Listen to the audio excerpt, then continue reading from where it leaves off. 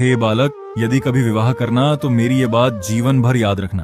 पति और पत्नी का रिश्ता केवल 7 फेरों से नहीं चलता, ये हर दिन निभाए गए विश्वास से चलता है। पत्नी केवल घर संभालने वाली स्त्री नहीं होती, वह उस पुरुष की आधी सांस होती है जिसके साथ उसने अपना पूरा जीवन बांटने का वचन दिया है। और पति केवल धन कमाने वाला व्यक्ति नहीं होता, वह उस स्त्री का सबसे बड़ा सहारा होता है जिसने अपना मायका छोड़कर उसके घर को अपना संसार बना लिया। हे बालक, जिस दिन पति अपनी पत्नी की आंखों में छिपी थकान पड़ना सीख जाएगा और जिस दिन पत्नी अपने पति की मुस्कान के पीछे छिपा दर्द समझना सीख जाएगी, उसी दिन उनका घर स्वर्ग बन जाएगा। याद रखना, घर कभी पैसों की कमी से नहीं टूटते, घर तब टूटते हैं जब सम्मान खत्म हो जाता है।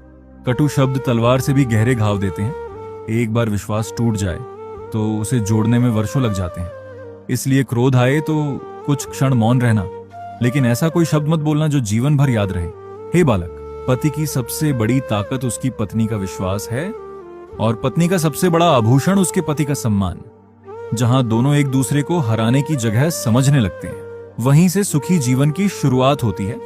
याद रखना, संसार तुम्हारी सफलताओं की गिनती करेगा, लेकिन तुम्हारे घर का सुख केवल तुम्हारे व्यवहार से तय होगा। जब पत्नी बीमार हो तो उसका हाथ थाम लेना, और जब पति थका हुआ लौटे तो उसे 2 मीठे शब्द दे देना, क्योंकि कई बार प्रेम महंगे उपहारों से नहीं, सिर्फ एक सच्चे साथ से महसूस होता है।